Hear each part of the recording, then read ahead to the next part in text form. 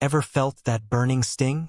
The one where someone's words, meant to help, just feel like a punch to the gut? I used to live there, trapped in a world where every piece of feedback felt like an attack, every disagreement a personal war. My heart would pound, hands would sweat, and all I could think was, they don't get it. They never will. It was isolating, frustrating, terrifying. My relationships were crumbling, confidence shattered. I thought I was just bad at people. But what if the problem wasn't them or even me, but how I was hearing them? What if there was a hidden key to turning those sharp edges into bridges? It was Sunday dinner, the usual tension simmering beneath forced smiles. My Uncle Mark, bless his blunt heart, cleared his throat. "You know, Jamie," he began, his gaze piercing, "your career path, it's just not practical. You're wasting your talent, dreaming big with no real plan." My entire body stiffened, a cold shock radiating through my veins. A tidal wave of shame washed over me, hot and stinging. My carefully constructed facade crumbled. I felt small, exposed, utterly misunderstood, like a child being scolded. My jaw clenched, eyes darting away, searching for an escape. All I could manage was a tight, defensive, "I know what I'm doing, Uncle Mark." But inside, a raw voice screamed, "He doesn't see me. He only sees failure.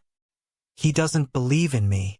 Later that night, the words replayed on an endless loop. Not practical, wasting talent. They gnawed at me, stripping away every ounce of confidence. I stared at my reflection, seeing only the disappointment I imagined in his eyes. Was he right? Was I just deluding myself? My chest felt heavy, an invisible weight pressing down. Tears pricked at my eyes, not from anger, but from a profound sense of loneliness. I felt like I was screaming into a void, desperate to be seen, to be heard, but only hearing the echoes of my own insecurities. Why did criticism always cut so deep? Why couldn't I just shake it off? A week later, still reeling, I found myself confiding in my old professor, Dr. Anya Sharma. She listened patiently, her eyes warm and understanding.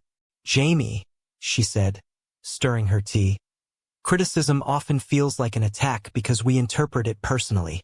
But what if it's just raw data?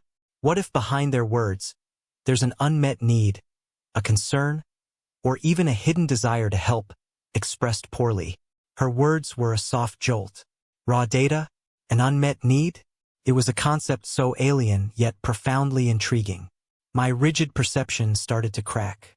Could it be that simple yet so revolutionary? Dr. Sharma introduced me to the bridge method. Instead of reacting, I learned to pause, to ask myself, what's the intention behind their words? What fear are they expressing? What value are they trying to uphold? It wasn't about agreeing, but about understanding. The first step, she explained, was to listen for the underlying emotion, not just the words. To validate their feeling even if you disagreed with the delivery. It felt counterintuitive, almost weak. My inner rebel screamed to defend, to justify.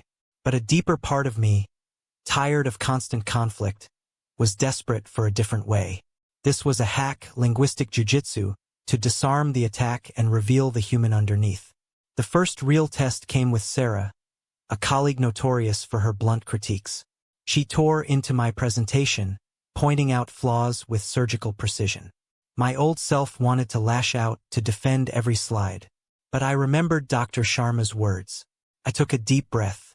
"Sarah," I started, my voice shaky, "I hear your concern about the project's timeline, and I appreciate you bringing it up."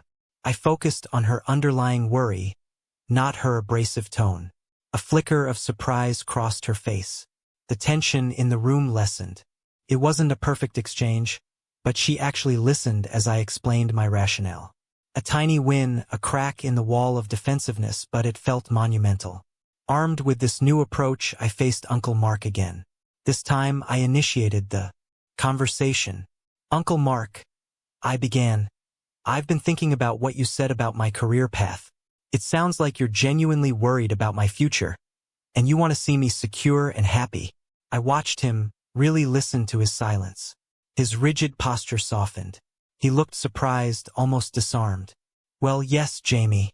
I don't want to see you struggle, he admitted, his voice a little gruff, less critical. It wasn't an attack. It was fear. It was love. For the first time, I didn't feel judged, but seen. And in that moment, I saw him too, not as a critic, but as someone who cared. The conversation flowed, not in agreement, but in mutual understanding. The world didn't magically become free of criticism, but my world changed. The sting was gone, replaced by curiosity. I started seeing criticism not as a threat, but as an invitation to understand, to connect, to dig deeper. My relationships, once fraught with misunderstanding, began to flourish. Arguments transformed into discussions. Defensiveness gave way to empathy. It was like I'd been given a superpower, a secret language that unlocked genuine connection. I realized that connection isn't about agreeing on everything. It's about understanding each other's vulnerabilities, fears, and hopes, even when hidden beneath harsh words. It's about building a bridge, one honest question at a time.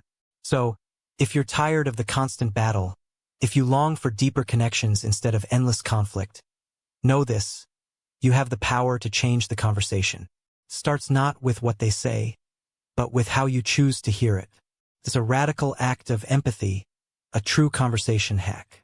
Because beneath every criticism, every sharp word, there's a human story waiting to be understood.